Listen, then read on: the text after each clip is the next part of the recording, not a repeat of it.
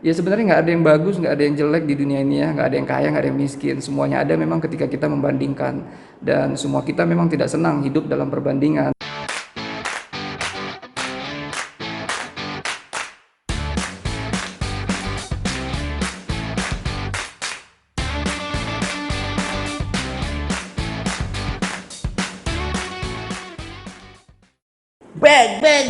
Back again. Hola teman-teman Slim semuanya. Kembali lagi di Seven Production.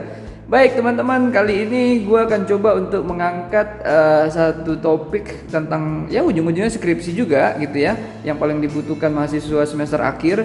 Nah jadi kita akan bercerita nih tentang apa saja sih, atau dosen-dosen yang seperti apa saja sih yang tidak disukai oleh mahasiswa ketika dibimbing gitu ya. Nah, perlu teman-teman ketahui juga bahwa ya ini gua coba kumpulkan gitu ya dari mahasiswa-mahasiswa yang memang sudah lulus juga, yang tadinya dibimbing oleh dosen pembimbingnya. Namun juga gue juga melihat di beberapa media sosial, yaitu YouTube dan juga Google gitu ya. Nah, gue coba untuk menyimpulkan ya, ada beberapa yang paling sering ya mahasiswa itu komplain dan merasa risih mungkin terhadap dosen-dosen pembimbing. Nah, teman-teman semoga aja nih ya video kali ini bisa memberikan banyak manfaat, baik itu pastinya kita lingkup dosen ya, bagaimana kita supaya mengerti nih apa yang sih yang mereka rasakan gitu ya, tanpa harus berusaha untuk defense ya tentang apa yang mereka komplainkan. Begitu juga sebenarnya semoga video ini bermanfaat buat mahasiswa tentunya ya. Nanti pun setelah video ini ada konten juga yang akan gue coba bagikan sebaliknya, yaitu adalah hal apa saja sih yang paling tidak disenangin oleh rata-rata dosen ketika membimbing mahasiswanya. Jadi gue akan berusaha untuk membalanskan gitu ya. Sekali lagi tujuan akhirnya adalah bagaimana supaya ini bisa banyak membantu dosen dan juga bisa banyak membantu mahasiswa yang dibimbing pada saat akan menuju ke sidang skripsi. Ya, seperti apa pembahasannya teman-teman? Namun jangan lupa juga berbagi untuk subscribe, share, like, dan komennya. Seperti apa pembahasannya? Check it out. Nah, baik teman-teman, ada pun yang pertama, gue cukup kaget juga sebenarnya ketika mengetahuinya. Jadi yang pertama itu adalah banyak mahasiswa kita ternyata dia tidak senang kalau dosen itu terlalu detail menelaah dia punya skripsi gitu ya. Nah, jadi memang mereka ini merasa, apalagi kalau sudah terlalu lama bimbingannya dan mereka punya beberapa deadline yang harus dikerjakan, sehingga ketika harus banyak revisi-revisi dan revisinya itu sifatnya lebih ke detail, terlebih ketika mereka sudah tidak mengerti ya, susah untuk mengerti lah, karena kita harus mengerti juga nih banyak mahasiswa yang memang tidak pada jurusannya gitu ya, dan juga tidak pada pilihan yang dia inginkan dari awal, sehingga pada saat mengerjakan skripsi pun seperti kesulitan pada akhirnya. Nah, jadi ada beberapa mahasiswa yang seperti ini yang memang tidak senang sama dosen ketika dia terlalu detail untuk menelaah skripsinya. Nah, mungkin bisa gue katakan juga ada juga memang beberapa mahasiswa yang pada akhirnya senang dengan detailnya ya. Tapi ini adalah hasil survei gue terhadap sebagian besar lah mahasiswa. Nah, yang kedua juga sebenarnya gue alamin pada saat gue jadi mahasiswa nih ya, hampir di setiap jenjangnya D3, D4 sampai S2, yaitu adalah dosen jarang ditemui ya. Jadi kita mengerti dosen itu banyak kegiatannya, banyak yang harus dikerjakan baik di dalam ataupun di luar kampus gitu ya. Namun teman-teman di sini mahasiswa ini mau katakan bahwa ya sering sekali kayak gue lah punya pengalaman. Pada saat itu gue harus ke Bogor gitu ya dari Batam, terus gue harus temuin sama dosen pembimbing itu di lantai 5 dan itu harus jalan gitu ya, nggak ada elevator atau lift.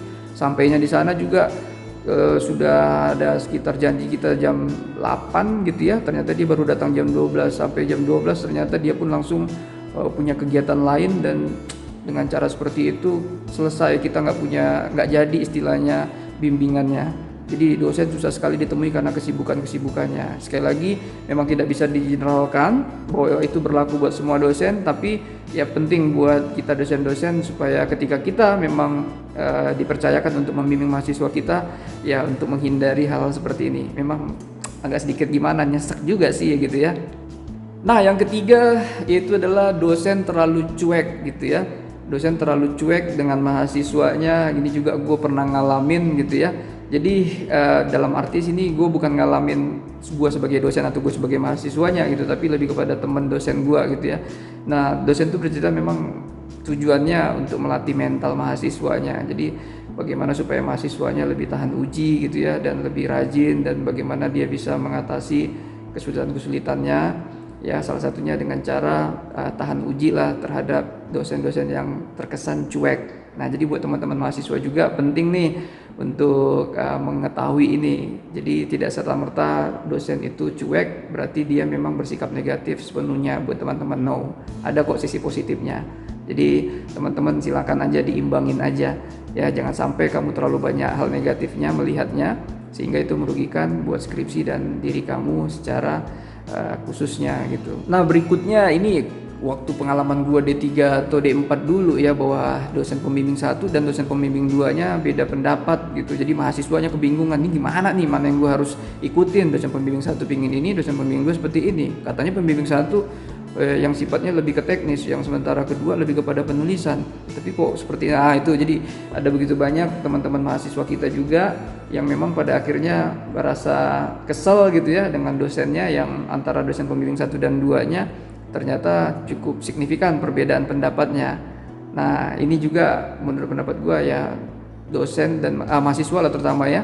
Jadi menurut pendapat gua mahasiswanya pun harus secara bijak juga ya melatih diri, jangan sampai kamu terkesan seperti mengadu atau mencoba untuk membenturkan dosen pembimbing 1 dan 2. Bagaimanapun juga ya itu adalah dosen kamu ya, sikap respect terhadap pengajar atau orang yang sudah memberikan ilmu ke kamu itu menjadi sebuah kualitas tersendiri buat kamunya kalau kamu berhasil menjadikan itu semacam karakter dalam diri kamu. Nah yang pastinya juga buat dosennya juga ya, kita juga harus lebih memahami nih bahwa porsi kita di mana. Kalau memang secara SK-nya meminta dosen pembimbing 1 lebih ke teknis dan dosen pembimbing kedua lebih ke penulisan, ya kita pun harus bekerja memang sesuai dengan porsinya juga supaya teman-teman mahasiswa kita juga bisa mengerti ya. Jadi kalaupun misalnya teman-teman dosen pembimbing 2 ingin masuk ke teknis, menurut pendapat gua perlu ditekankan atau diterangkan di awal dengan mahasiswanya. Jadi ini hanya sekedar pendapat, tapi kalau pendapat Bapak yang dosen pembimbing 1 pinginnya seperti itu, ada baiknya juga kamu melakukannya. Jadi kita hanya sekedar kayak memaparkan alternatif ya, pemikiran lainnya supaya mahasiswa kita juga terbekali banyak knowledge. Nah berikutnya tidak konsisten, jadi dosennya sering berubah-ubah. Minggu pertama mintanya seperti ini, minggu kedua mintanya seperti ini, minggu ketiga seperti ini. Mudah-mudahan gue nggak seperti itu ya teman-teman yang menonton gitu. Jadi ya ini faktanya buat teman-teman dosen. Jadi semoga aja kita ini juga mengerti bahwa ayo ada baiknya apa yang sudah kita minta untuk dikerjakan mahasiswa, yaitu juga kita punya buktinya sehingga mahasiswa itu tidak merasa bahwa kita berubah-ubah. Jadi kita revisi pun sebisa mungkin kan berdasarkan apa yang kita coret atau apa yang kita minta direvisi sebelumnya ya. Jadi sering sekali kan ada beberapa sih memang gue pernah nemuin juga mahasiswanya menganggap kitanya yang kayak berubah-ubah, padahal sebenarnya bukan berubah-ubah karena mahasiswanya malas mencatat gitu kan, sehingga ya kita menemukan kesalahan-kesalahan baru tuh pada penulisannya ya, pada teknis lainnya, sehingga kita minta dirubah lagi. Jadi sebenarnya bukan berubah-ubah juga gitu ya. Nah ini bukan defense, tapi ini pengalaman pribadi gua ya, pengalaman pribadi sebagai dosen pembimbing. Nah jadi kalau buat teman-teman dosen lainnya ya perlulah kita untuk memberikan perhatian kita terhadap apa yang mereka komplainkan ini, seperti itu. Mahasiswa juga sebisa mungkin kalau menurut pendapat gua harus bisa punya catatan tersendiri. Jadi jangan hanya mengandalkan catatan yang dibuat oleh si dosen pembimbingnya. Jadi punya catatan sendiri sehingga nanti pada saat menanyakan kepada dosennya di minggu berikutnya, Pak, itu pun dengan cara yang lebih elegan, yaitu tidak mempersalahkan dosennya, hanya untuk ini kira-kira catatan yang kemarin apakah maksud Bapak sama seperti yang minggu kemarin, Pak, atau bagaimana, Pak. Jadi kamu juga belajar untuk bertanya ya tanpa harus memojokkan dosennya. Nah berikutnya dosen killer. Gua bener-bener memang seumur-umur belum pernah sih dapatin dosen killer ya. Jadi kalau misalnya dosennya dia meminta sesuatu ke mahasiswa sesajen gitu ya, bahasanya gua sesajen supaya lancar skripsinya, ya ada. Tapi kalau killer Ya ternyata memang ada juga beberapa mungkin di kampus lain kejadian. Nah sekali lagi kalau mungkin gue bisa katakan kepada teman-teman dosen killer, ya sekali lagi memang kalau tujuannya untuk melatih mental mahasiswa, ya kita benar-benar harus memilah-milah caranya, dan itu tidak satu cara kok. Jadi yang paling utama juga jangan menggunakan kata-kata sumpah serapah atau kebun binatang, mau itu di dalam atau di luar kampus pada saat bimbingan gitu ya. Terlebih juga menurut pendapat gue ada banyak cara lah untuk melatih mental mahasiswa ya, dengan salah satunya gue pikir berbicara dari hati ke hati itu jauh lebih bagus, dan gue sudah mempraktekkan itu. Ya syukur puji Tuhan, alhamdulillah kayaknya mahasiswa rata-rata selama ini jauh lebih efektif ketika kita bisa bicara hati ke hati, sehingga apa yang kita sampaikan, message atau pesan kita, mereka bisa kerjakan. Nah di mahasiswa juga gue pikir ayo teman-teman kamu silakan saja bisa membangun mental yang lebih kuat ketika mendapatkan dosen killer. Yang paling penting sekali lagi adalah emotional control. Kontrol diri kamu, kontrol emosi kamu, karena sekali lagi orang-orang hebat itu adalah orang-orang yang memang bisa menguasai dirinya sendiri. Nah yang berikutnya gue cukup bingung sih sebenarnya, yaitu adalah dosen merasa paling benar. Nah jadi dosen merasa paling benar ini menurut pendapat teman-teman itu lebih kepada ya mereka menemukan ada beberapa sumber mungkin atau yang pernah mereka dengar yang berbeda pendapatnya terhadap dosennya, tapi dosennya sudah mengklaim bahwa ini yang paling benar, seperti itu ya. Nah namun kalaupun ini kejadian buat teman-teman dosen dan mahasiswa, menurut pendapat gua ayo diambil aja sisi positifnya ya. Penting kalau sudah menemukan dosen yang merasa paling benar, kita ambil aja sisi positif dari dosennya, fokus bagaimana kamu bisa selesai tepat waktu gitu ya, dan kamu bisa melanjutkan apa yang kamu cita-citakan di awal. Nah berikutnya juga ini dosen mereferensikan atau merekomendasikan buku referensi yang susah dicari. Wah ini kejadian waktu gue S2, asli bener ya. Jadi gue sampai mengelilingin semua perpustakaan di Jakarta ya, mau yang di UI punya lah, mau yang itu pemerintah punya. Wah gue capek banget nyarinya ya. Pada akhirnya hanya gue dapetin itu di SMK, bahkan perpustakaan SMK yang ya memang mungkin menurut pendapat gue ya langka banget bukunya gitu. Gue sampai menghubungi sumber-sumbernya gitu ya, tapi ya yang penting dapet. Jadi dorongan terkuat kita adalah ketika kita tahu bahwa kita nggak akan pernah menyerah oleh faktor apapun di luar diri kita. Jadi kita tetap semangat untuk mengejar mimpi kita. Semoga teman-teman juga bisa terbekali. Nah berikutnya membandingkan skripsi yang satu dengan yang lain. Jadi ini juga gue pernah temuin sih sebenarnya. Jadi ada beberapa memang dosen yang justru senang membanding-bandingkan, wah skripsi kamu belum ada apa-apanya nih gitu loh. Ini coba lihat nih yang ini, wah mendingan kamu ganti dah total deh nih, revisi total gitu. Nah jadi gue hanya bisa katakan buat teman-teman dosen ataupun teman-teman mahasiswa bimbingan, ya sebenarnya nggak ada yang bagus, nggak ada yang jelek di dunia ini ya, nggak ada yang kaya, nggak ada yang miskin, semuanya ada memang ketika kita membandingkan, dan semua kita memang tidak senang hidup dalam perbandingan. Jadi kalau bisa udah ya jangan terlalu diambil hati. Yang penting adalah sekali lagi fokus pada tujuannya, yaitu adalah selesai tepat waktu dan kamu bisa ngelanjutin lagi tuh ke hal-hal yang memang kamu ingin selesaikan.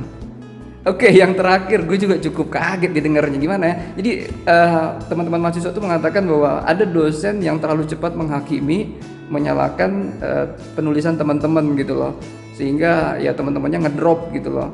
Jadi gue nggak tahu gue pernah nemuin atau enggak ya, tapi kayaknya adalah beberapa teman-teman dosen pengalaman gue yang memang ya pada akhirnya mereka bertujuan memang melatih mental juga ya. Mereka pingin sekali jangan sampailah mahasiswa ini gampang banget selesainya gitu loh. Gue juga dulu dapat master, gue juga dulu dapat gelar sarjana, gue wah agak susah gue gitu ya. Jadi dia seolah berharap mahasiswa ini pun mendapatkan hal yang sama dengan pengalaman dia di belakang. Jadi ya gue pikir nggak semua dosen ya teman-teman mahasiswa seperti itu. Jadi diambil aja tuh yang mana yang baiknya ya.